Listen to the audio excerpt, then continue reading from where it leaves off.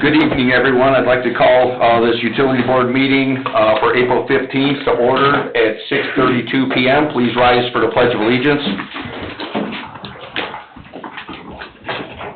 I pledge allegiance to the flag of the United States of America and to the republic for which it stands, one nation, under God, indivisible, with liberty and justice for all. Can I get a roll call, please? Robert Carnahan. Here. Julie Rivera. Here. Chuck Becker. Here. Greg Parker. Here. Mary Jo Dixon. Here. Richard Pugh. Here. Elizabeth Cupido. Here. I am present. Benjamin Eldridge. Here. David Austin. Present. Thank you. Item number 1 in new business, approval of the minutes for March 18th, 2025. Looking for a motion to accept and waive the reading of the minutes. I make that motion. I'll second. We have a motion by Ms. Dixon, second by Ms. Rivera to approve the minutes. Roll call, please. Question. Yep. In the minutes, it indicated that we were going to get a hold of the homeowners association about the ban. Did anybody tackle that and take care of that? Well, Tim's probably got some more to speak on that. I reached out to the folks in Beacon Point and got with them, and then I think I forwarded that contact information to all the new leadership Yeah, we to talked you to quite guys. a few of them personally, so I think everybody was on the same, the Monastery South people and the Old Toffs, and the Monastery South, I talked to the one of the cottage homes, and she was in contact with the other two, so there's been not many other people reaching out for anything, so.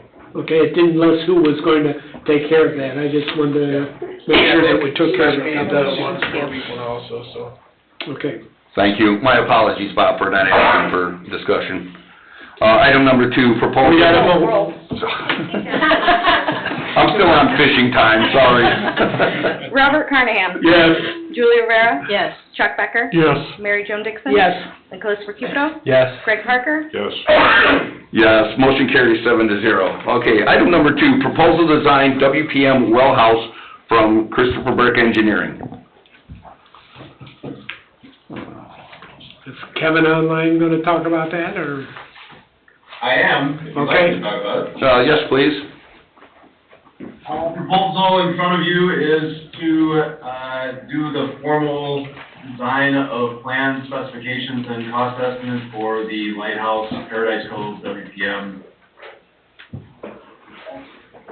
well house upgrades. The conceptual plan has been made, a survey has already happened up on the sites. This is to bring those particular plans into the next step. So I'll have the recommendations decide later on, but this is the formal proposal for that. And that total was $28,350? Yes, correct. And we're purchasing 1,000 gallon tank for storage until we get the Lakeside South connected, and we'll have that 1,000 gallon tank according to Don's report until we don't need it, and then we'll keep it and use it if we need it somewhere else, correct? Correct. The 1,000 gallon hydromatic tank is for the interim, I'm calling it step 1 process for Paradise Cove, and get the public safety buildings online. And so yes, that is correct, Bob, that the 1,000 gallon tank is for the interim condition. This particular proposal is for the ultimate condition, for the 15,000 gallon tank that is mimicking the Haven. And that tank probably won't be here until the end of May, correct? That is my updates, yes, mid to late May is already been, the shop drawing review process has been completed, and Tim has given the green light for that to be fabricated and moved forward. So it's my estimation, and I could be way off, that it may be July before we can occupy those buildings then. I'm not sure officially on that one. That's a guess on my part. Yeah, I was about to say, Tim, I don't know if you have further on to that. It's much more of just getting the procurement of other major items like the tank and flow meter and some of our valves to make sure that that works later, but I can say it now. But, yes, that is the idea is for late May, for June, to have the contract be able to install during that time frame in the summertime, to be able to, get moving quickly. But yes, most, so that tank is really the limiting factor right now at the time. Tim? So the plan is, the tank is, we're gonna have a date for the tank here shortly. We did approve the final drawings. We're shooting for mid-May. Ortman is getting a proposal for the plumbing work and, installation and hookup of the tank. So, my intention or our intentions are for them to get the majority of that work done. There's gonna be a bypass, there's gonna be an inlet and outlet to the tank along with the bypass. So our plan is to get all of that work done prior to the tank getting here. So once the tank, it'll be the last piece of the puzzle. We'll be able to set the tank in, put the inlet to outlet, do the testing, and then have it online. So there shouldn't be any, once the tank is completed and arrives here, there shouldn't be any more delays. We're going to have everything else ready to go.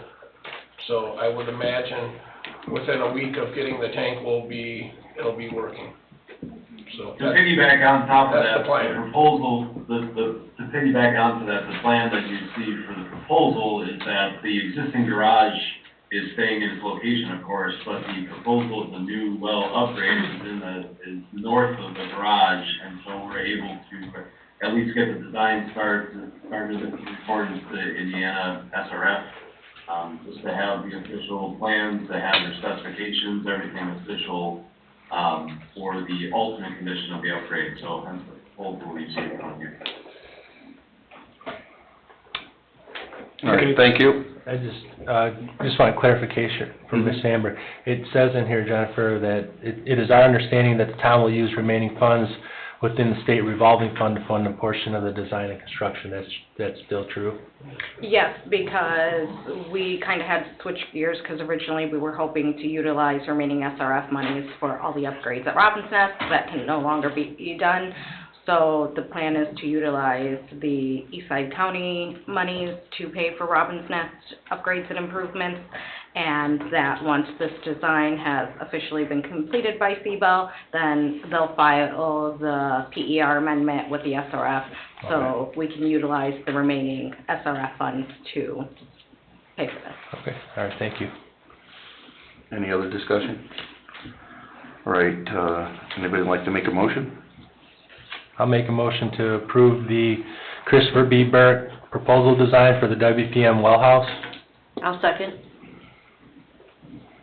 All right, we have a motion to approve by Mr. Recupero, seconded by Ms. Rivera. Roll call, please. Robert Carnahan? Yes.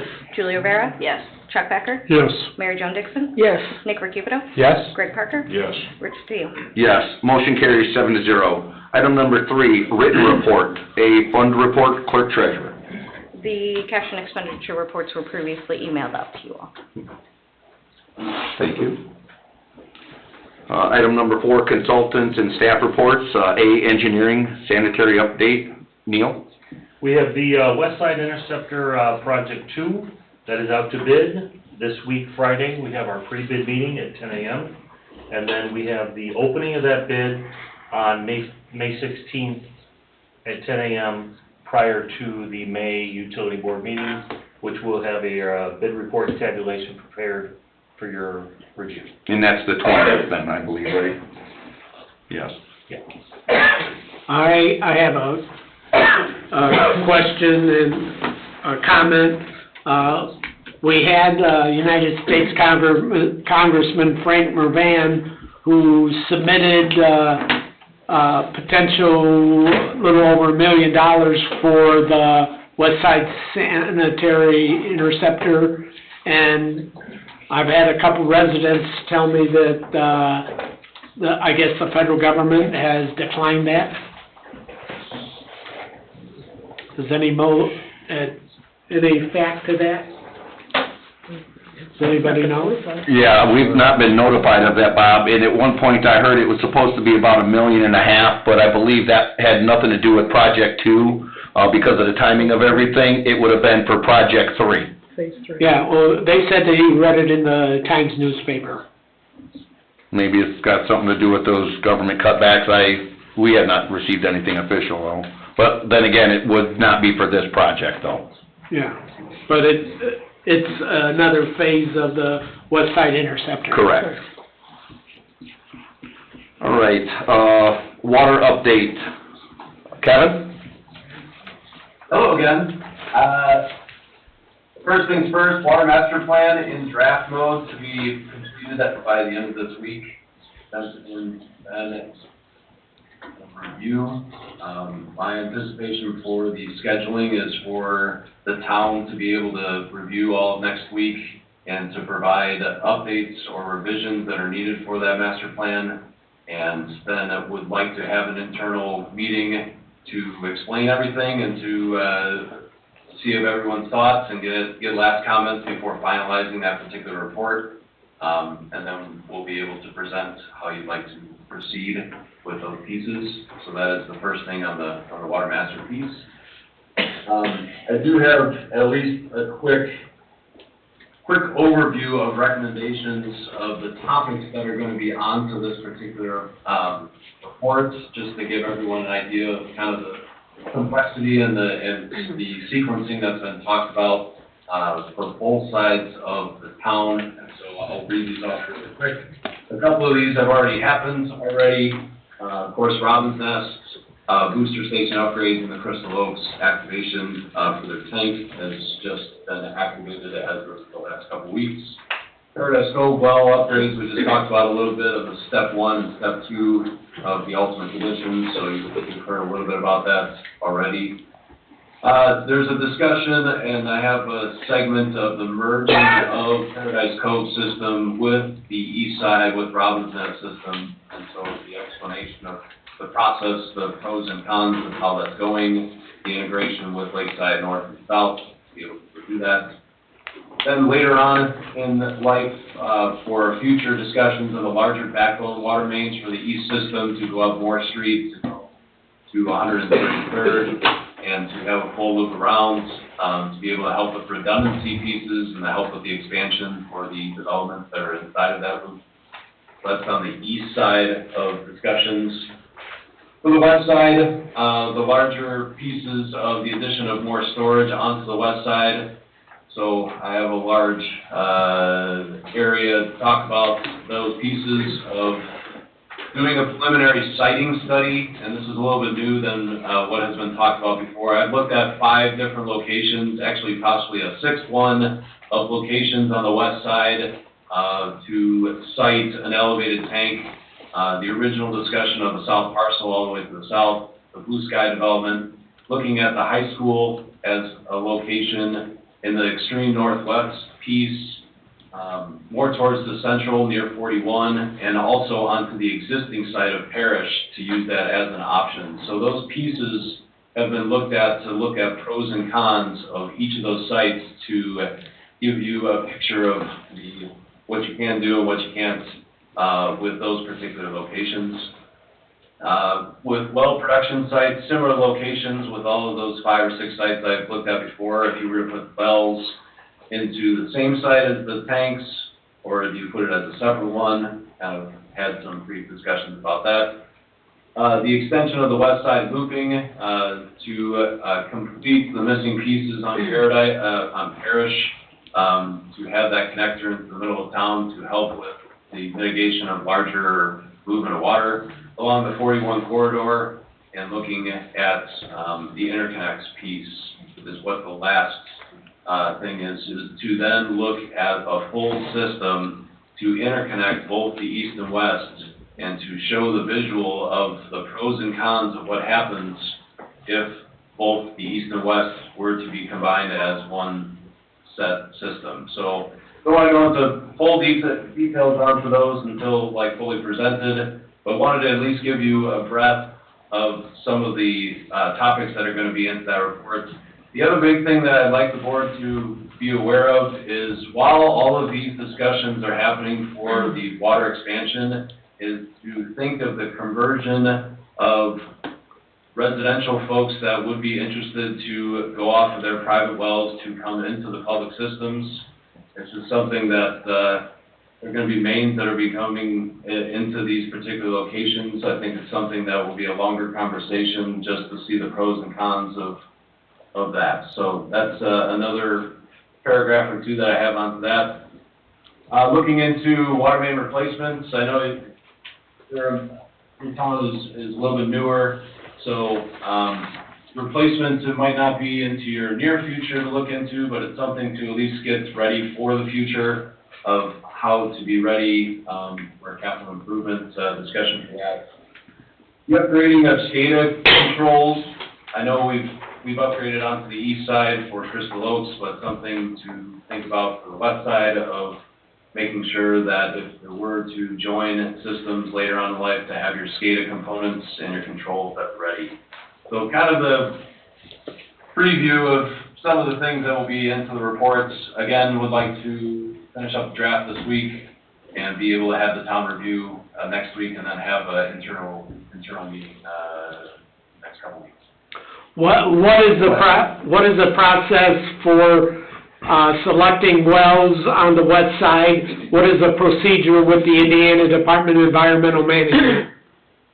The process for that? Yes. I think it's really our direction, and this is certainly gonna be one of my recommendations, is that after this report has been, talked through with the town and gotten into a finalized state, I would like to, recommend to present this report to IDEM, and I think they would be appreciative of what's to come and what's been talked about for this discussion. But the process for it, I think it's really of what the recommendations are gonna go, and to have a transparent conversation about them, with IDEM to, I think they're at the ready to help and to mitigate what's going on with water systems. So I think it would be a quick process on the permitting on however procedures or sequencing that we go with. I can tell you that the permitting folks are at the ready to have the conversation whenever it comes. But we have to get permits from IDEM to drill wells, correct? Correct, yes. Right, any other questions? All right, thank you, Kevin. Thank you. All right, moving on to Director of Operations Superintendent, maintenance report. Just, getting ready for that, trying to get ready for that WPM water. We're cleaning up in there, got a couple pipes cut off, so we put the chemical treatment tanks in, and getting a game plan together to do what I told you earlier, to get all that stuff in line, so that way there's no more of a delay than necessary once we get we'll be ready to go with, like I said, when we get the tank in, so. That's our kind of main focus right at the moment, so. All right. Is there gonna be any contingent plan for when they merge with the Robin's Nest, so we don't have a dilemma like we did this last month? For a boil advisory or anything, is there gonna be any kind of backup plans? If when we merge that system to the east side water? Well, essentially, we need to get the water main through Lakeside South before that can happen, but essentially, the testing of the main and all of that would be done prior to merging it, so I don't foresee any, it would be tested and approved and then opened up to the system, so there should be no boil advisories or no lack of, you're gonna have water coming from both directions at that point in time, so I guess, I'm not sure what other kind of backup would be available, but I can understand where you're coming from. What he's trying to ask is, if something fails, do we got a plan to correct a failure, correct, Chuck? Correct. We had 5 weeks of people on the east side with the boil advisory. People had to buy their own water and everything else. The We can't have that again. The plan in itself is the redundancy for the east side, so that's, I think what Tim is trying to get at is that the tank is online, our pressures are staying up, it's in automatic mode. Robin's Nest wells will, during that connection that you're talking about to Paradise Cove, will be in effect already, and it's able to take on the demands that are happening currently. So that's really, we are adding the redundancy with Paradise Cove's connection. That answers the question. And just to be brief, but if Paradise Cove would have been online, we would have been able to shut down Robin's Nest, keep everything 100% until all that testing was done, complete, and then introduce it back to the system. The hard part is we changed the engine in the car without stopping the car. I mean, that was a tough thing to accomplish what we did, because we had no backup water, we had no, and then obviously we had the delays with getting the tests to pass 100% to get the thing in, but we realistically, did that. We kept water to the system and changed everything and kept people with water with no backup, and that's the whole point of the WPM, is to provide that redundancy, so one can be operating normally while the other one is serviced and worked on, and then, vice versa. So it just was unfortunate that we didn't have this one to rely on during that change. It was a super big challenge, and I know it was inconvenience, but that was a very tough undertaking to achieve. So. Thank you, Tim. Town attorney. No report. Thank you. Moving on to old business update discussion. Tim, did you have any more update as far as the lift station 1 with the repairs, and as far as, I know we were speaking before about going around and doing a site inspection, basically analysis of all the lift stations. With the weather getting nicer, we probably need to get that scheduled. Myself, you, Tony Perez, and Ben. Yeah, the pumps are on order still. We haven't gotten a delivery date as of yet. What I did have a conversation with a company that works with NIPSCO on getting us some money for upgrading these pumps and lessening our energy costs, but there's programs out there even for the booster pumps at Robin's Nest for upgrading that equipment. They have some programs to try to give us some funds, so working on looking into that now too. So Good job. All right, thank you. Item number 3, JMOB report. I know, Ben, you did reach out to them with a few questions and stuff like that, and we had a meeting planned. There was a JMOD meeting planned for the 22nd. I'm going to be reaching out to them tomorrow, letting them know we'd like to reschedule it later in the year. All right, thank you. Can you say any reasons why? I guess still waiting for We're waiting answers on, for information. financial questions that we are waiting for them to respond to. Okay. We're waiting for Town of Lowell to respond to. Yes. All right, public comment for utility board? We can't hear you. Speak up in the mic a little bit. Not in the mic. Oh, We're going to ask to postpone the JMOD meeting for later in the year. We are waiting on some financial documentation from the Town of Lowell. all right, moving on to public comment for utility board. Second call for public comment for utility board. Director. Yes, please. Name and address for the record. Nikki Swick, 12385 Lagoon. I know most people care about the sprinkling, and I totally get that. I'm not interested in that. I know it's unusual. I'm more concerned, we've been here a year and a half, came from St. John and Cherville. Are we literally running out of water? I'm not worried about watering my lawn. What I'm really concerned about is, can we flush our toilets? Can we wash clothes? Are we going to have drinking water? And how long do we have that water until we get these other wells and tanks? Let Kevin answer that. I know it seems like a simple question, but it's a concern It's confusing, to us. right? Kevin, could you answer that? Yes, I can. So the typical average day usage of your drinking water, your laundry, and everything, yes, the town has that capacity for that purpose. The original reasons of the irrigation ban and the seasonal discussion of the higher demands that are happening during what had happened during a drought season during the summer is why there was concern. So yes, the answer is yes, that the town has the sufficient capacity for normal usage of water in town. As long as we keep the sprinkling irrigation ban in effect, we will be able to do everything else. And we know it's a very long process to get this all going. So we don't need to worry about not having water in our houses. is basically my Correct. question. We're good. And if there's ever, only if there's an emergency, but yes, in normal operations, yes, the capacity is there. Thank you.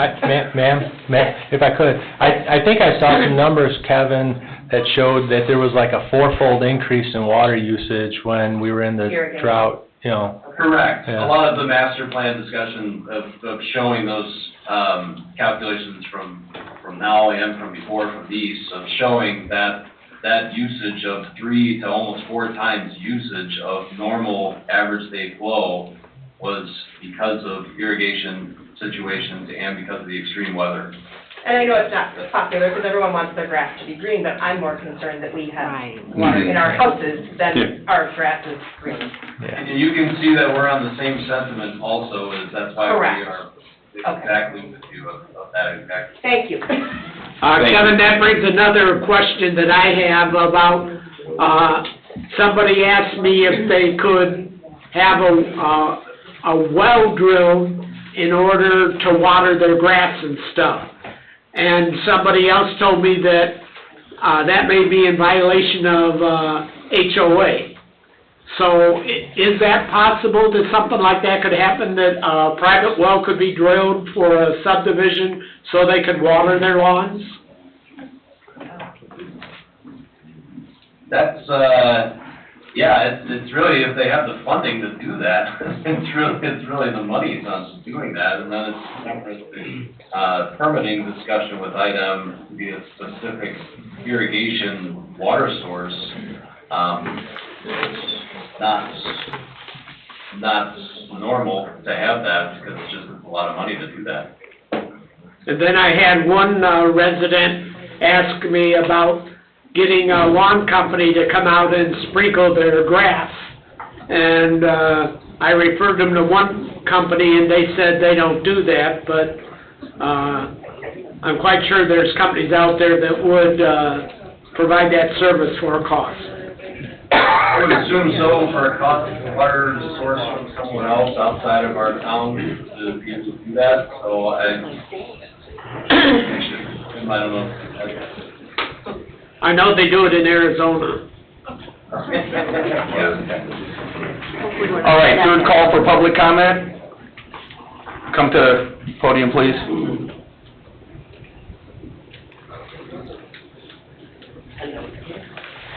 Margaret Marriage, 11727 West 124th Street. Ma'am, pull the microphone down, please. Okay, well, you don't need to know my address. Well, anyway, my question is about the sanitation. Do we have that same comfort? Kevin, I guess this question will go. Yeah, Kevin is the water, Neil is the sanitary. Okay, you know, I've heard concerns about sanitation and that we're maybe 92% full. Are we gonna have the capability to flush our toilets for my life in Cedar Lake? I guess is my question. So, I guess the quick answer is yes. That is one of the reasons why we did put this developmental moratorium in place. So we're Sanitation too, then. That, yes, so that takes all of that into consideration. It was more for water and sanitary itself. As far as the capacities, Neil, on the numbers, where were we currently with our average daily flows again? We're at the same average daily flows now that we were from 2008. And that's more, not necessarily a reflection of the growth of the community, but tighter sewers, better standards, more efficient sinks, showers, toilets.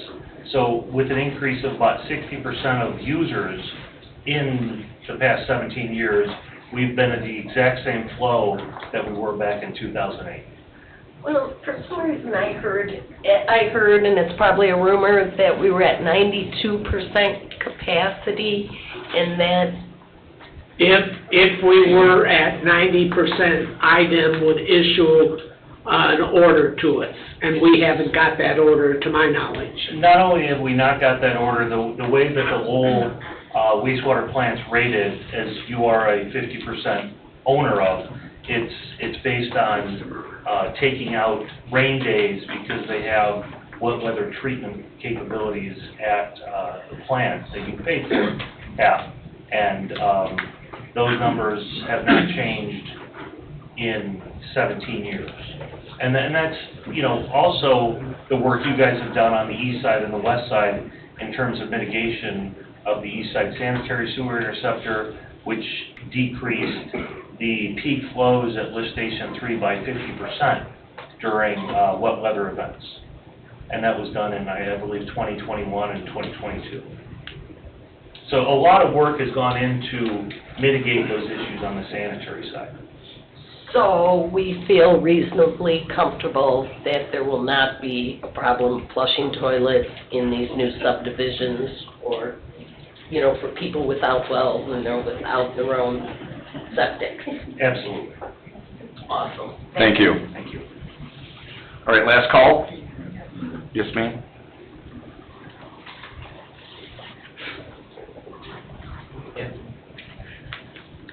Give you my name. Yes, name and address for the record, please. Mary Broom at 12418 Ontario.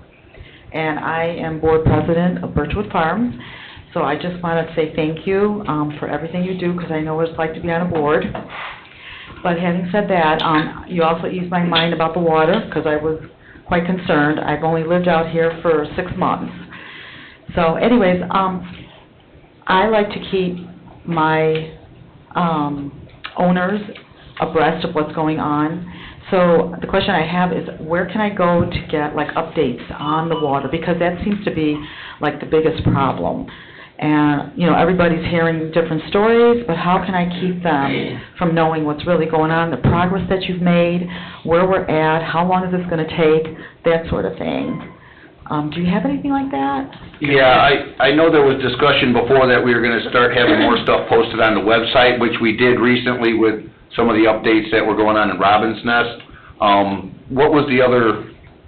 I've been Birchwood Farms, so I don't know if there's something specific that you guys could offer. Ben, could you get Well, Tim?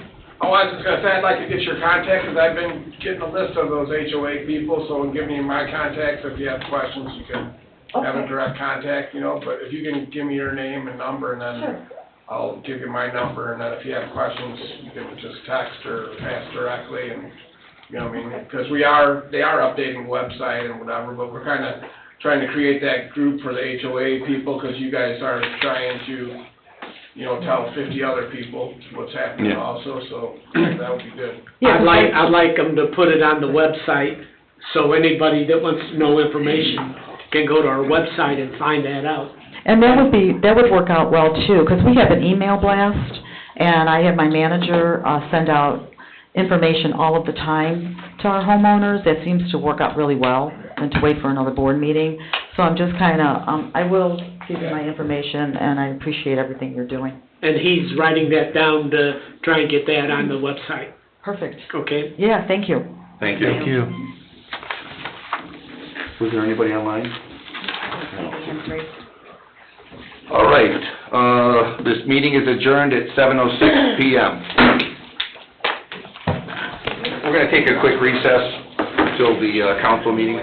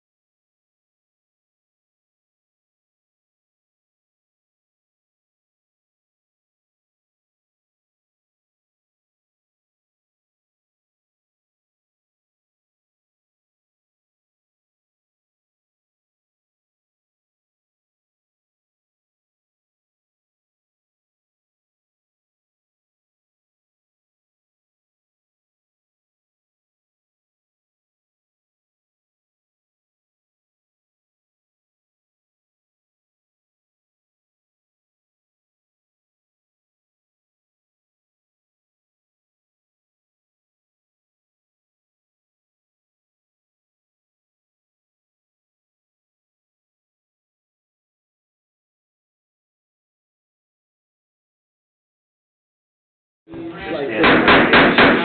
ladies and gentlemen. Welcome to the Town of Cedar Lake Town Council meeting for April 15, 2025. Would you all please rise for the Pledge of Allegiance, followed by an opening prayer?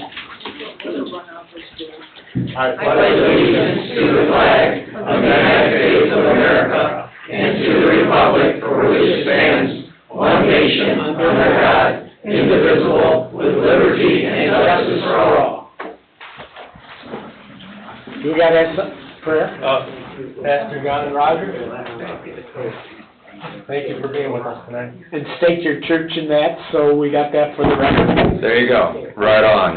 Am I on? I'm always asking this on Sunday. Am I on? I feel like I need to tell them to be seated. All right. Well, I am Pastor John Rogers from Grace Church. We started at Cedar Lake Ministries. We now meet at Ileana Christian, and we are trying to get back to Cedar Lake. So thank you for having me. That said, if y'all will please bow with me. Father God, we come before you tonight, Father, in many ways to bear your image. You see, this is a week, Father, as you well know, where we celebrate the resurrection, not just of a man, but of a king. Father, we come before you to do the work of government just like our risen Savior does the work of governing the cosmos. So, Father, we just ask for wisdom. You tell us in your word in the book of James that if we ask for wisdom, we will receive it. And so, Father, we pray for wisdom, especially for the folks in front of me. Father, I could already hear some of the nerves and the anxiety and the question from our prior meeting. So, Father, I'd be remiss, and I can't believe I'm about to pray this, but we ask you for water to flush our toilets. We ask you for water to irrigate our green grass. Why? Because in the resurrection we see that you are a God who cleanses us. You like clean. Father, you are a God who likes beauty and order, and we see that in the way your kingdom is for everyone. So, Father, we ask tonight for just a special measure of wisdom upon our leadership. And finally, Father, I pray that you encourage them.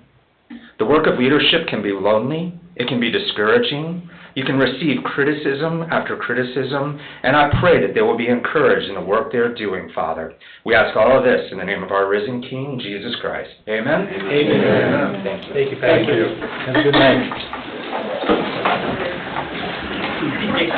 Meeting is called to order at 7:19 p.m. Roll call, please, Ms. Sandberg. Robert Carnahan? Here. Julia Rivera? Here. Chuck Becker? Here. Mary Jo Dixon? Here. Richard Field? Here. Greg Parker? Here. Nicholas Recupido? Here. I am present. Ben Eldridge? Here. David Austin? Present. Thank you. Public hearing, number one, Community Development Block Grant, CDBG. Review of legals, Attorney Austin. Mr. President, council members, all legals are in order for this particular public hearing, but for one item. The Times publication was 8 days before tonight, not 10. However, the Post-Tribune is spot on, and I'm informed by Mr. Brown that in combination with the public hearing notices that have been provided by Lake County Community Economic Development and the towns, that we're in good shape. It's acceptable. I recommend that the irregularity be waived and that the public hearing proceed. Okay. Thank you, sir. Good evening, Mr. Brown. Good evening. Oh, I'm You sorry. need to take action on the irregularity, waiving the irregularity. Oh, okay. All right. No need to amend the agenda, just go ahead and take it. Okay. It's already on there. So we need to have a motion to waive the irregularity and allow the hearing to proceed? Correct. So moved. All right, we have a motion by Mr. Teal, and do we have a second? I'll second. Seconded by Ms. Rivera. Any discussion? Roll call, please. Robert Carnahan? Yes. Julia Rivera? Yes. Chuck Becker? Yes. Mary Jo Dixon? Yes. Richard Field? Yes. Greg Parker? Yes. Nick Recupido? Yes, motion carries 7-0. Thank you. Thank you. We can proceed now? You may proceed. Thank you, sir. Mr. Parker, would you mind reading the opening remarks for the CDBG public hearing, please? Yes, sir. Bear with me, this is long. Opening remarks for CDBG public hearing. Each spring, the Lake County Community Economic Development Department applies to the U.S. Department of Housing and Urban Development, HUD, for new funding through Community Development Block Grant Programs, CDBG. One of these application requirements is to hold public meetings in the communities where CDBG funding is allocated in order to obtain input from local citizens on proposed uses of the new funding for year 2025. The town of Cedar Lake CDBG allocation is approximately $76,245. The most common use for CDBG funds is for infrastructure including street reconstruction, sanitary sewers, water lines, storm drains, improvements, sidewalks, and projects to remove architectural barriers, handicap access, such as curb cuts, wheelchair ramps. CDBG funds may also be used to eliminate slums and blight through demolition of unsafe buildings and other clearance activities. CDBG-funded infrastructure projects may be done in areas where the neighborhood is at least 42% low to moderate income, according to HUD guidelines. In most cases, the income survey must be done to qualify the area for funding eligibility. The income information taken by the survey is strictly confidential and is used solely for the purpose of determining the area's eligibility for CDBG funding. Handicap access projects and demolitions may be done anywhere in a community without the need for area income determinations. The public hearing is just the start of the application process for Lake County.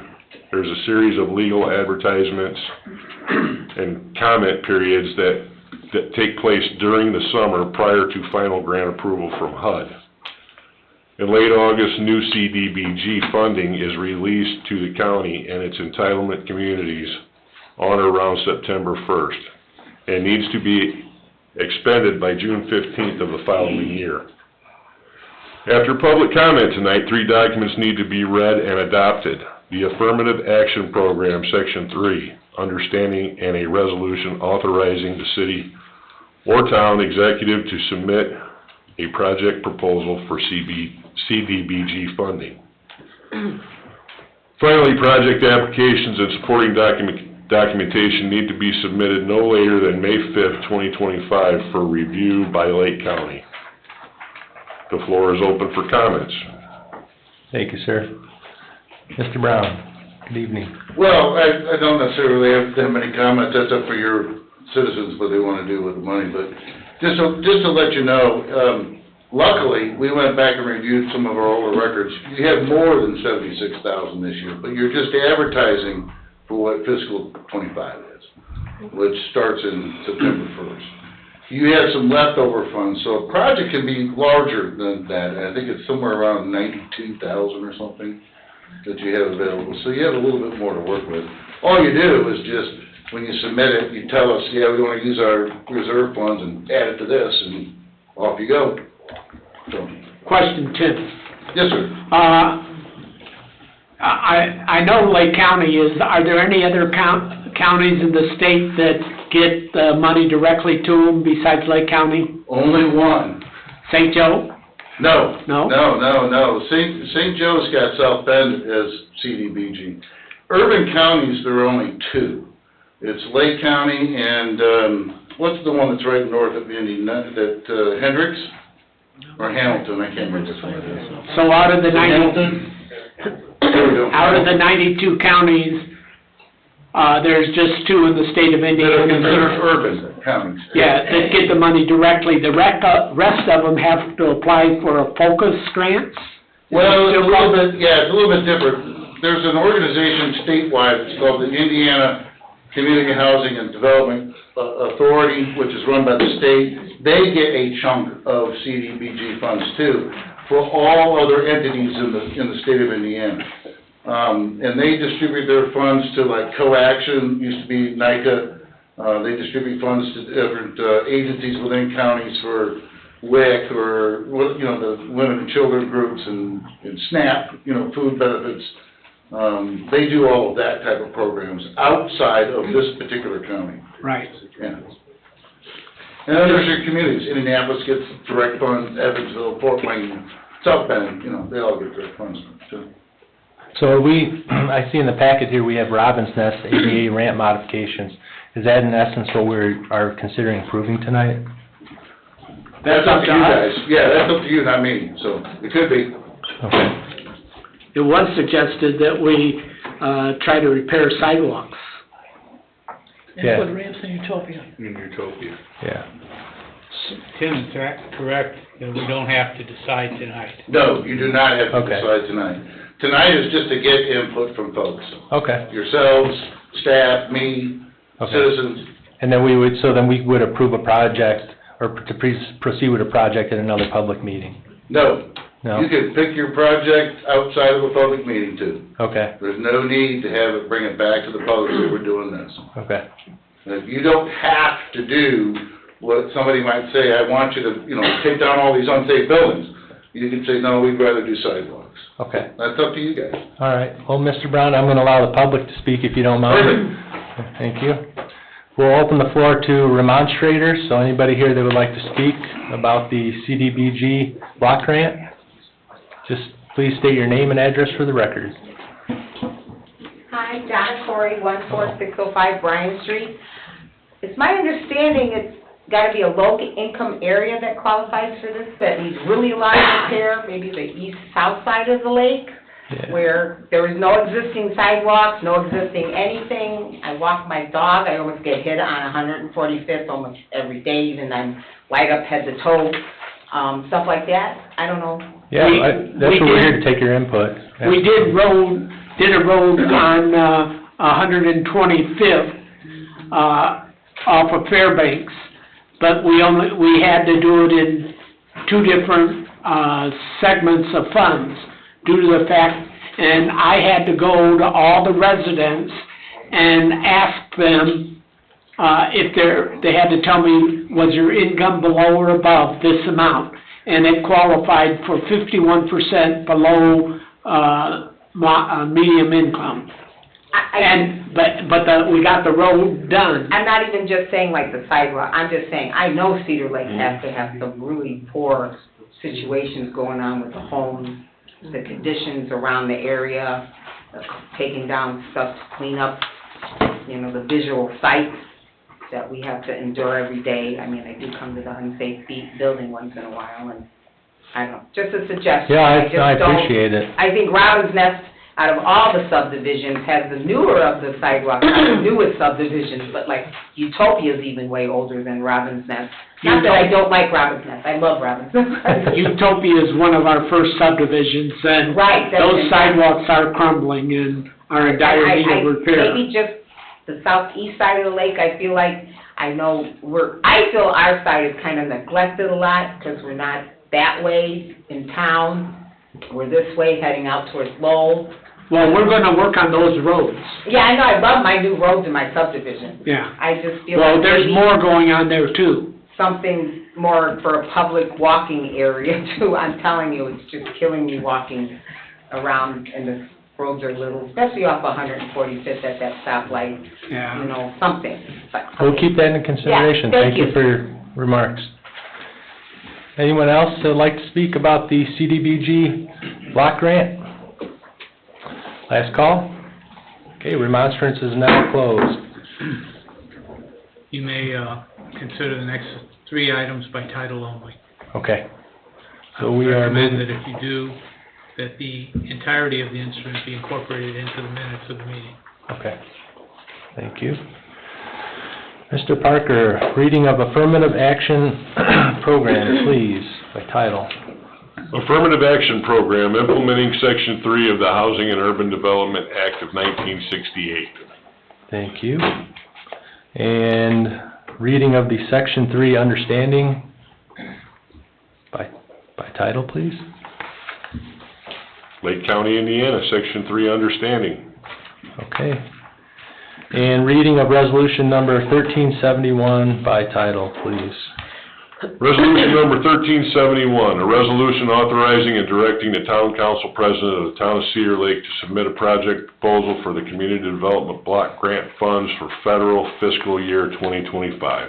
Thank you. Okay. Mr. Brown, do you have any other comments, or? No, all you need to do is adopt the resolution. If Okay. anybody has any questions about the Section 3 or the affirmative action, just let me know, and we can Okay. answer those too.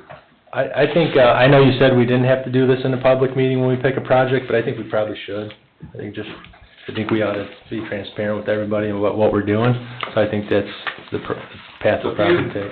but you don't have to tonight. Right. That's Yeah, why I'm that's true, coming that's back true. Right, yep, here in front of your citizens, makes sense.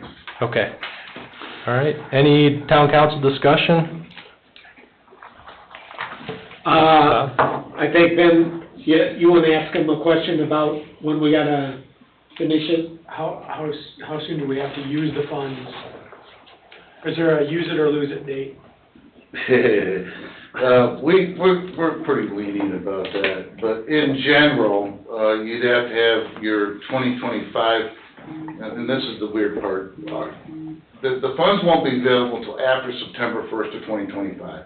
That's our 2025 year when most of it's all gone. And typically you have to have it done by the end of July, the latest of the following year, so July of '26.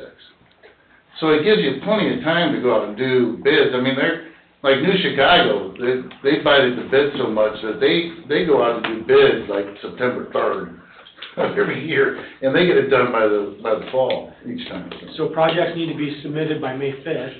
Right, Money becomes available in September, correct, has to be spent generally by July of '26. that's correct. Okay. Thank you, Tim. Thank you. Any other town council discussion? If not, do we have a decision on resolution number 1371? I'll make a motion to approve 1371. Okay, do we have a second? I'll second. Mary Jo? Okay. We have a motion made by Ms. Rivera, seconded by Ms. Dixon to approve resolution number 1371. Any discussion? Roll call, please. Robert Carnahan? Yes. Julie Rivera? Yes. Chuck Becker? Yes. Mary Jo Dixon? Yes. Richard Gant? Yes. Greg Parker? Yes. Nick Recupido? Yes, motion carries 7-0. Thank you, Mr. Brown, have a good night. Thank you. Thank you. Okay, we'll open the floor for public comment on agenda items only. Public comment on agenda items only. Last call. Anybody online, Ms. Amber? See no hands raised. Okay, public comment on agenda items only is now closed. Consent agenda. Number 1, minutes from March 4th, 2025. 2, claims. All town funds, $533,006.10. Wastewater operating, $180,446.31. Water utility, $32,882.47. Stormwater, $7,896.02. Payroll, April 10th, 2025, $411,231.43. March remittances, $189,631.87.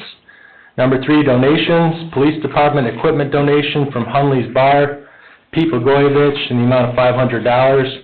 Number 4, manual journal entries, March 1st, 2025 to March 31st, 2025.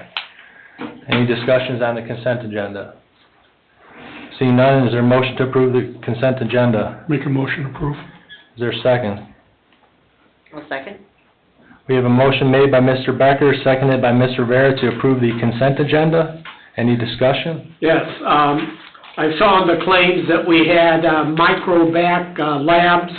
4 of them were for regular monthly or quarterly reports, totaling $509.50.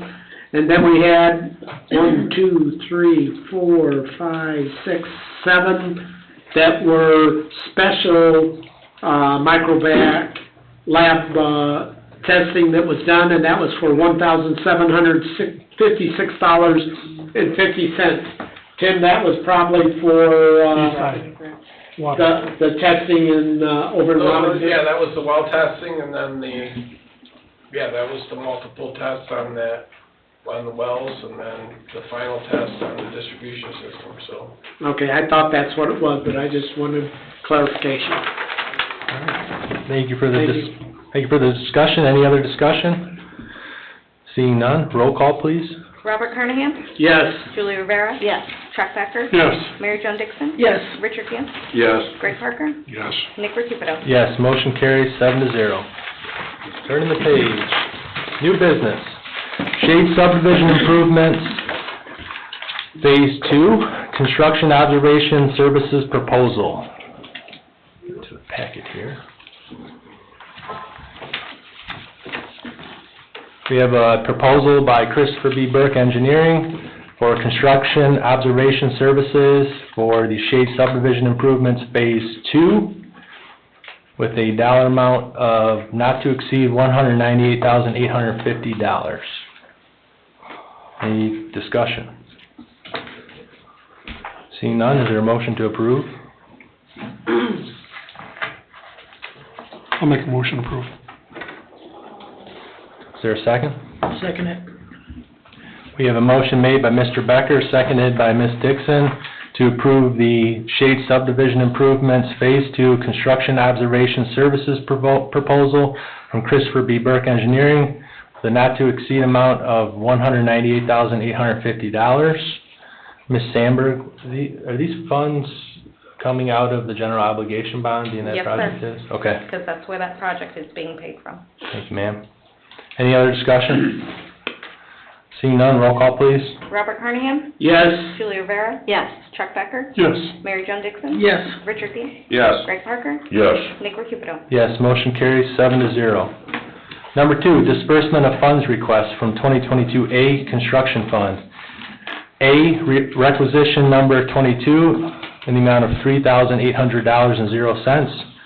B, requisition number 23 in the amount of $13,060.46. Ms. Sandberg?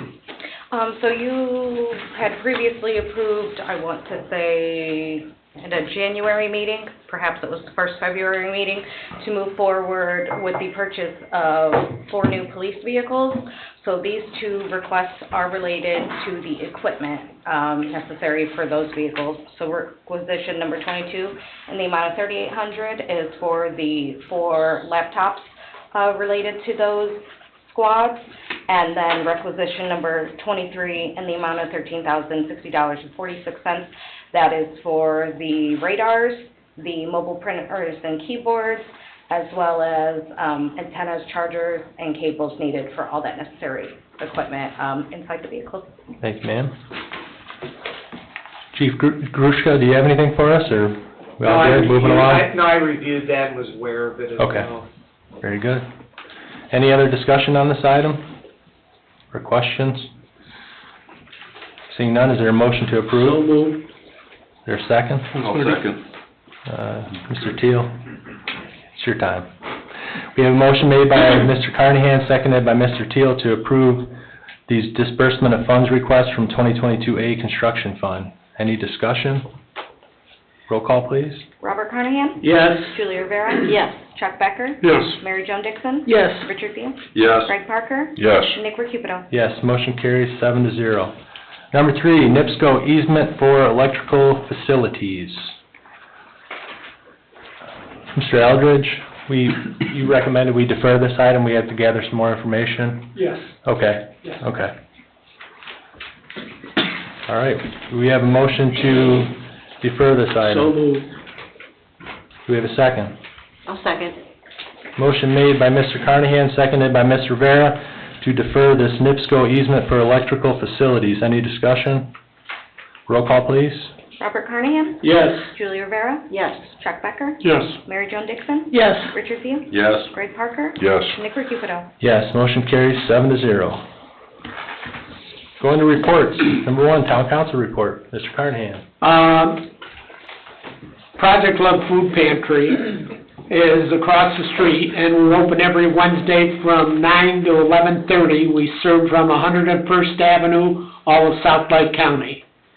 Our number 1 client, the vast majority, is Cedar Lake. Crown Point's number 2, Lowe's number 3, Apple Valley Estates is number 4, and Shelby's number 5. We are now spending $1,000 to $2,000 to buy food. A lot of people feel that because we partner with the Northwest Indiana Food Bank, we get that food free from them. We have to buy that food from them. So, we're not getting in the funds that we have in the past. So it's a plea that if anybody is interested in donating some funds so we can continue to buy food and serve our brothers and sisters in the community. Bob, how can people get in touch with those folks? the church is only open on Mondays and Thursdays from 9 to 1. But, if somebody gets a hold of me, I'm, the chair of the Methodist Church, and, they can make their donation out if they want to donate to the Cedar Lake United Methodist Church, and in the memo, indicate it's for Project Love Food Pantry. Okay. Thank you, sir. Any other town council reports? I had a question, Mr. President. Do we know how many applications we have so far for a plan commission member?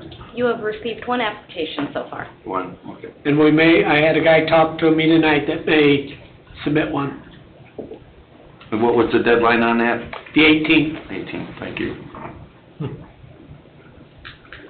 Any other town council reports? Would you like us to extend it? I would We will say, extend it. Yeah. I saw some heads nodding. How long are we talking?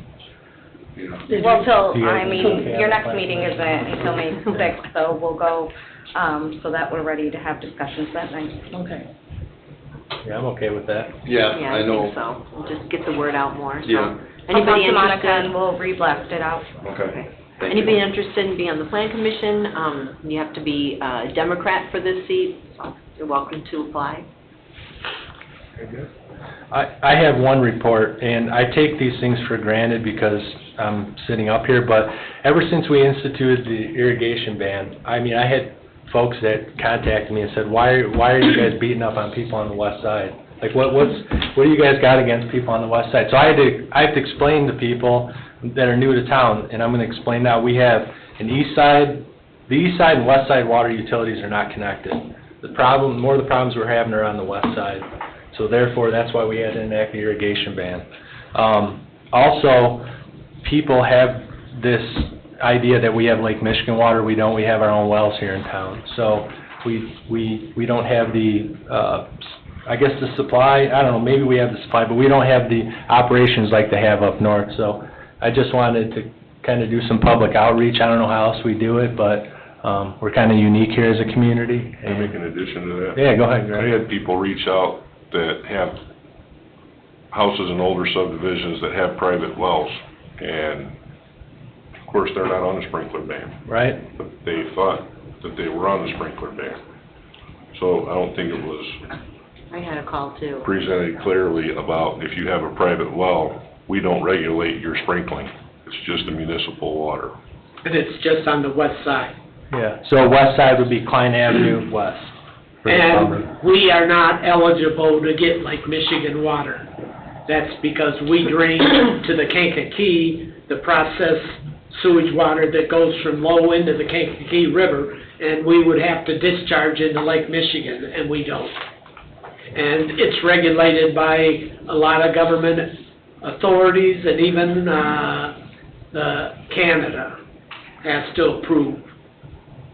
So anybody that's listening or anybody here in the crowd, please, help us to notify the public and our new residents here really how this works here in town, because we're not targeting people on the west side because they're on the west side, I'm from the west side, but it's just because of the fact that we have some issues with the west side water utility and irrigation times, so. I just We're wanted- working on it. And we are working on it, absolutely. That's all I've got. Any other town council reports? Okay, we'll move on to town attorney, Attorney Austin. No report. All right, thank you, sir. Clerk Treasurer, Ms. Ambry? No report this evening. Okay, thank you. Town Manager, Mr. Eldridge? No report. Very good. Director of Operations, Mr. Kubiak? Oh, I don't know if any of you guys noticed, but the gazebo is nearly complete over on the north side of the grounds.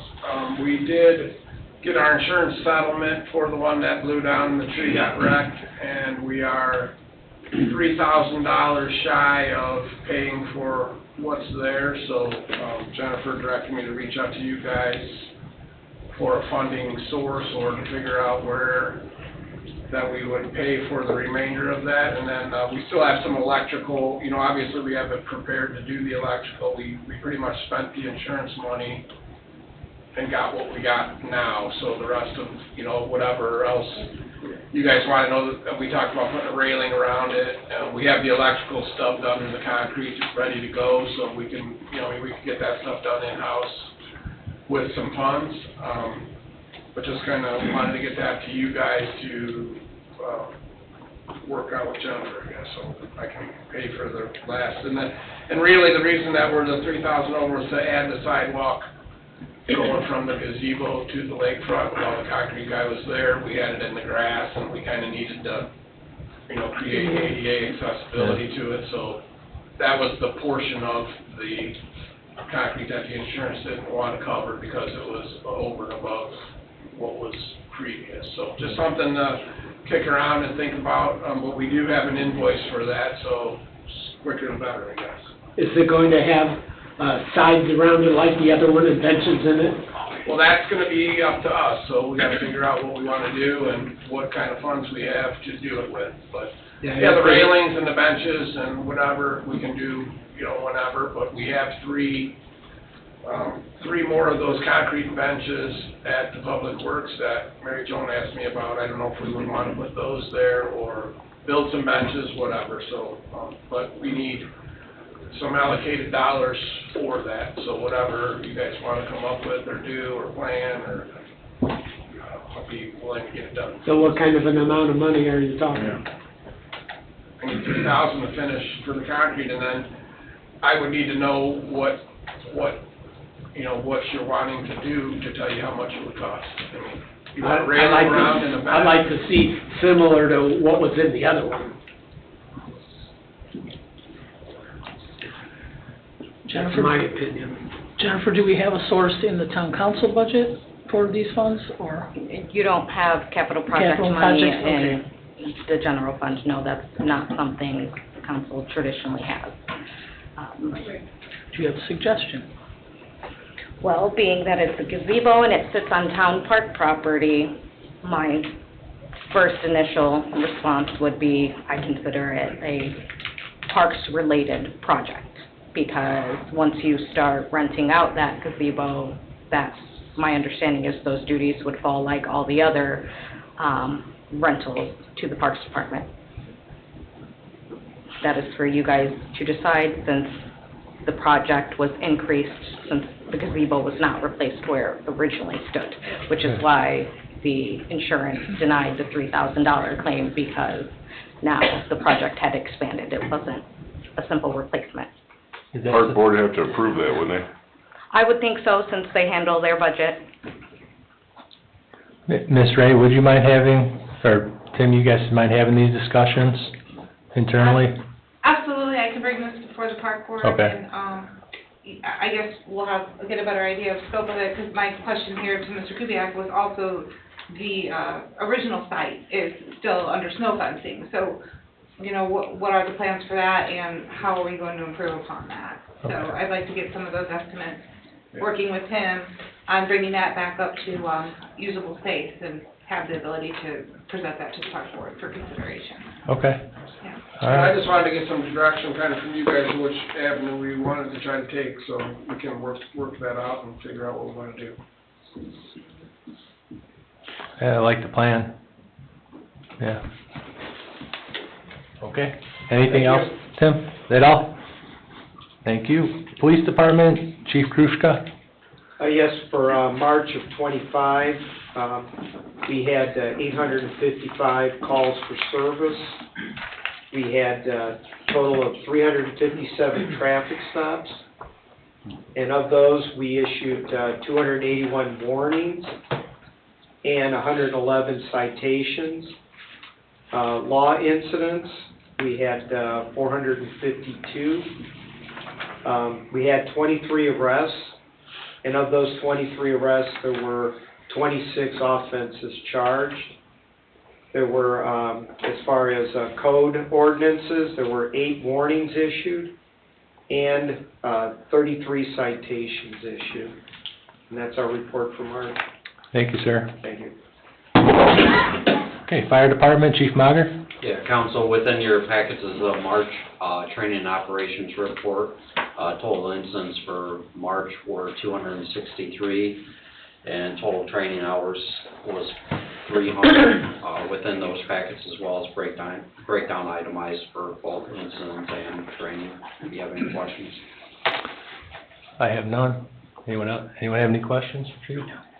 No? Very good. Thank you, sir. Parks Department, Ms. Ray. I'd like to report that in addition to the gazebo on town grounds, the Lions Den has just received, its facelift. So I take a step out there, we are renting it for the season, so, that project has come to completion, and we're happy to say, we're happy with it. Also, we'll be going into shelter construction and other park spaces this summer, with Bartlett Wahlberg getting a shelter, and also Kiwanis Park. So we're seeing some, big builds and amenities to the park system, and, just, places that we can gather and get out of the sun. Yeah. Want to report on the Easter egg hunt? Easter egg hunt was a beautiful day for Easter egg hunt. It was a very successful Easter egg hunt, one of the biggest ones since me coming in here to the community. The weather had much to play with that, but we also had a lot of community support from our businesses and organizations. There were some great prizes. We, as a collaborative effort with working with the community, we really brought what parks are supposed to do, and that's bring everybody together to host something of that nature. And you had about 600. Yeah, I estimated. Yeah. Yeah. Last year it snowed, but it'll be, Buzz the Buzzer to go on to the hunting ground, so, I can't complain. Good news. Thank you. Thank you, Ms. Ray. I do see we have Ms. Cheryl Corey out in the crowd. Would you like to give us an update, shared ethics? We'll make an exception for you tonight. All right. Thank Good you. evening. Yeah, good evening, Cheryl Corey, 12708 Havenwood Pass, your Ethics Commissioner. Just a few updates. SEAC is actually, it's their 20th anniversary this year, so they're trying to bring in a big name for the Fall Summit, so I'll keep you posted when I know more about that. No dates yet. For the commission, I did join as in the event planning committee for SEAC. Also, they are planning a board and commission training event for Thursday, May 29th.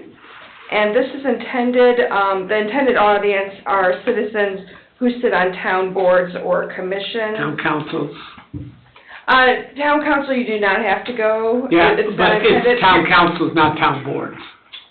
Well, there are boards. Yeah, town boards or commissions. Oh, okay. Yeah. Yeah, there are boards. Yeah. So. We used to be called town boards. Oh, okay. So I have a flyer here, but I will go ahead and email it to you guys and to the different board heads and everything, so that you could get it out to your members. And then the next meeting for the Ethics Commission is May 21st, so I'll keep you posted if there's any other updates. Okay. That's all I have. Thank you, ma'am. Okay. Thank you. Thank you for representing us, You're Cheryl. welcome. You're doing a good job. Thank you. Written communication, we have building department report. Nobody would like to take it. I will just update the community. We have in the packet, the building department report.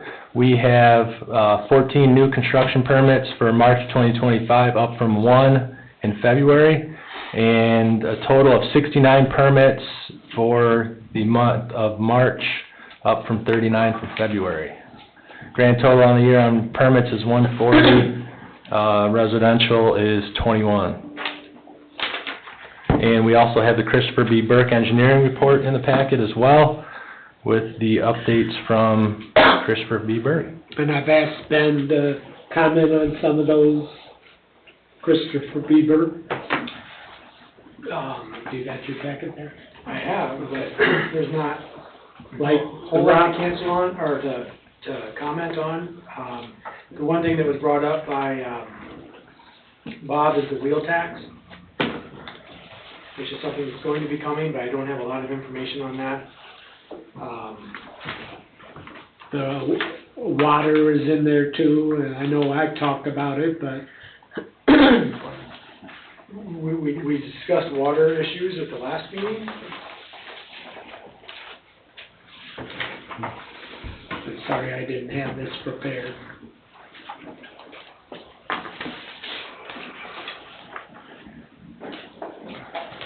Yeah, the wheel tax is, it hasn't passed legislation totally yet, but if it passes, we will be required to pass a wheel tax.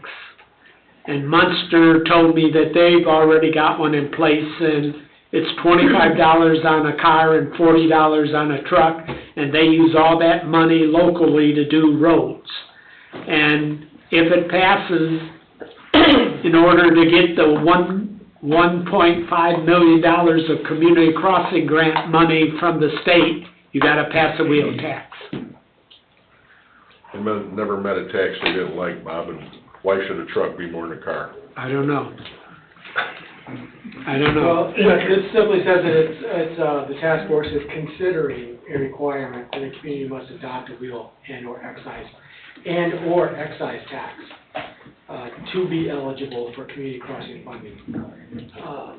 I don't know about Munster. I know Elkhart County has a wheel tax. We've had it for several years, but, is it 25 and 40? I'm not sure what it is for trucks, but it was 25 for cars. Like, couldn't it do any good with all these Illinois plates? Chief Ruska's working on that. Okay. Anything else pertinent from the Christopher B. Burke Building Department report? Seeing none, before I open the floor up to public comment, I will state like I did last month, I want to inform everyone that the rules of decorum are outside. They have been posted for a while. To each person wishing to comment, please state your name and address clearly for the record. You've got 3 minutes to speak, and allow everyone a chance to be heard tonight. To everyone in attendance, council members included, I will not tolerate disorder, so please do your best to allow each individual speaking an uninterrupted chance to speak. I will preface this comment section by saying that statute allows for personnel matters to be discussed in executive sessions. As always, you guys are free to comment as you see fit, but considering the extreme sensitivity of some of these topics, the council will not discuss or comment on any personnel matters, period. This has been a long-standing practice, and tonight is no different. As always, even though we may sometimes disagree on things, I do appreciate everyone taking the time to be here tonight. I also will say that I know a lot of you folks come here to these meetings asking about things with parks or roads or police or fire. We have the departments that can be reached via phone, or email, and you can reach any of us. Our contact information is on the website. You're free to speak here, but if you want stuff done a little quicker, maybe sometimes it's best to reach out to those departments or us. Just offering that out there. So, I will open the floor to public comment. Anyone would like to speak, please just give us your name and address for the record. Hi, Angie Michaelajczyk, 12806 Lee Court. I have a question regarding fire hydrants on the east side. I noticed in our subdivision there is none, and my question is, if someone, on the east side has a fire, where does the water come from? We'll defer to the fire department on that. So basically, our basic response includes what we call as a tender. So a water truck has 3,000 gallons a minute. We also have auto aid and mutual aid agreements with surrounding communities.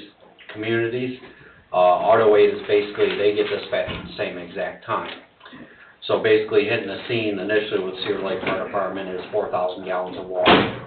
We average on a residential structure fire based on size about 300 gallons a minute. So we got about 10 minutes.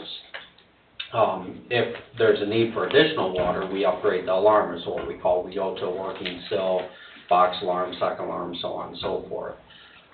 Usually once we get to working still, we make a decision on where our water fill site's going to be, whether it be easily accessible at the closest hydrant from the affected structure, or if we set up a draft point. Typically, we set up the fill site off a hydrant on one of the systems. There's a lot of variables going into it, but the response plans are in place for that, and tankers from surrounding communities come to assist. Okay, great, that's a relief, because I was thinking, I've heard from the lake, and I'm thinking, well, where's the access? Because I know there's the pure public access there, but like in the summer, it's very busy, and I didn't know if you guys had to do that, but based on what you said, I wouldn't have to worry about that. Correct. We're not opposed to even shutting down roads to establish water sources. We have about 7 dedicated areas around the lake that we can access. Okay. And time of year is taken into consideration because freeze-thaw cycles, some of them aren't going to get to summertime. It's dry, it works then. versus winter time it's not, but that's all taken into consideration. We will shut down the road for a fire Okay. if need be. Thank you for answering that question. And then the other thing I had to say is, last week, I had got a text message, and I was coming here to Town Hall, and I didn't want to be on my phone, so I pulled into the new municipal center, or the safety building, and I don't think it was officer, maybe a VIPs or whatever. He said, he asked me what I wanted, and I said, well, I just got text messages and I want to look at my phone. He said, well, nobody's allowed in this lot. Well, as I was there was a big truck that came through and popped over the curb. So I told him, I said, that's going to be hard to control, but I understand it's not released to the town yet, right? So if there's vehicles going in there, I just said, well, maybe you need to block off the entrances, because there is traffic coming through. Yeah, I wasn't aware of that. I've used that drive too, and I guess Oh, it wasn't a second later, Yeah. maybe my Yeah. big red Jeep stuck out. Yeah, I guess. Okay, But, yeah. or my but you- little red Jeep.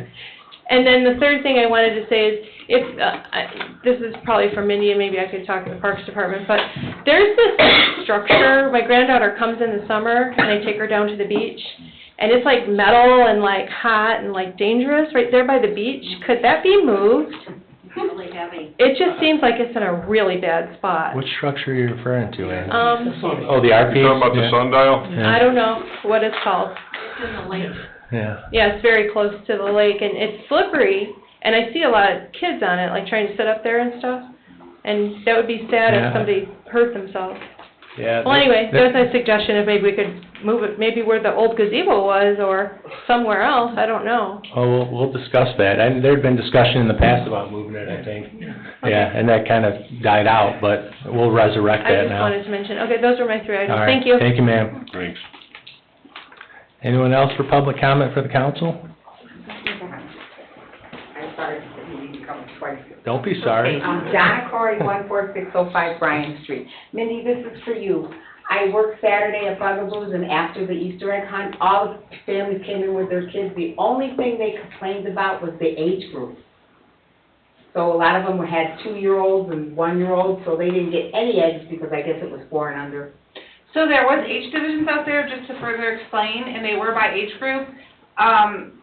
It was right before the hunt, we were kind of going through the grounds, and our volunteers were saying, like, if you're this, people were just kind of showing up and crowding around the area and not going to their proper age hunt, so we were trying to move the crowds over, but yes, you're right, there were... Yeah, no, that's the one thing, that's all I heard was, We asked... I didn't get any eggs, you know, and it's, We the offered- parents were like, I wish they would've just done better age group, especially the real little ones. We did, we had a 4 and under age group, a 6 to 9. Yeah, well, I think it was, they were expecting maybe 2 and under or something, I don't know, but I just wanted to let you know that. Yeah, and But I wish otherwise we it put those in our was good. exit notes, maybe we need higher signage, that was one of the suggestions, that we always have an exit meeting after our That's event. all, I was just thinking it was a good I don't think so, at the time, Oh, we yeah, wanted to get yeah, many I eggs. know. Thank you.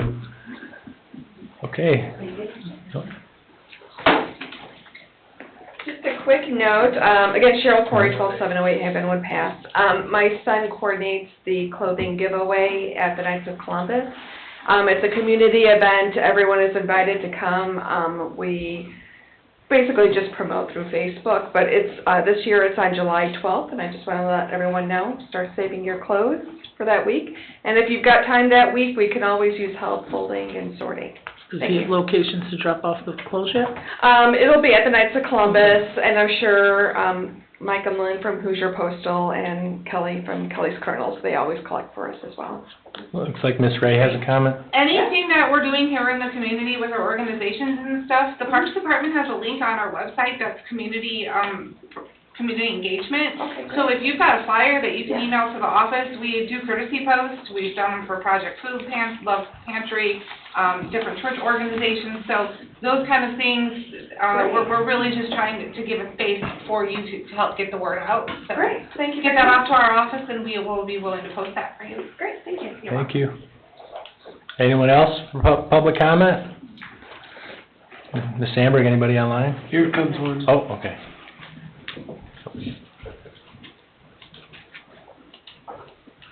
Dean Wilkening, 15011 Euclid Street. Hello. I recently put a pool in 2 years ago and found out that my backyard is, from my patio to my fence is 30 feet. The easement is 15 foot. So there's a 30-foot easement that goes right behind the houses that, why is it 30 foot? Who approves this?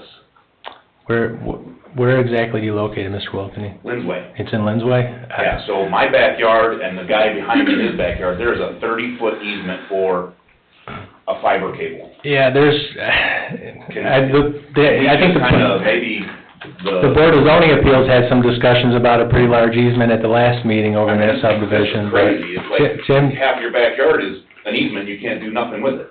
Right, and there's, I mean, the requirements is a 12-foot easement for drainage, and then when they design... 12 foot on both sides? Yeah, both sides. So, I mean, when they design the Do we have neighborhood... monsoons? Storm sewer, I mean, you gotta think a lot of those storm sewer pipes are 8 or 9 feet deep. And then to get in there and replace or work on them in the future, you need to have a place to work. So that's the reasoning. That's the reason behind, you know, where you gotta get in. If you gotta think in 20 years down the road, you gotta get in there and stay within the confines of that easement and replace that. Holy cow, 30 foot. I need to have room to work. Maybe we can look at something. Some of those places Let's do the 12 foot, you know, that extra 3 foot. You know, when you're trying to put a pool in or something, Right. that 3 foot's a big deal. Well, we just changed a 36-inch pipe in your neighborhood on the east side, and it was 13 feet deep.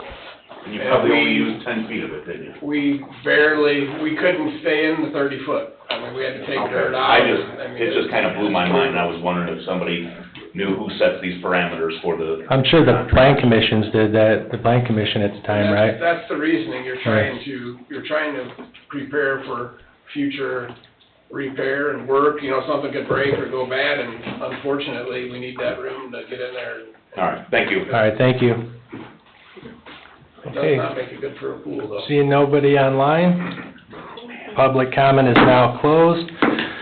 Just a quick reminder, our next meeting will be Tuesday, May 6, 2025. It'll be a 7 PM start for redevelopment commission with town council meeting immediately to follow.